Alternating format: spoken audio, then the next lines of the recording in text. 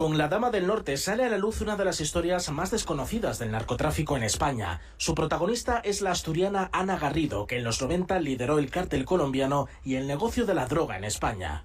Ella está muy anclada en una sociedad de la Asturias profunda, de los años 70, matriarcado, los hombres trabajando en la mina, y todo eso se desmorona por una cosa que ocurre.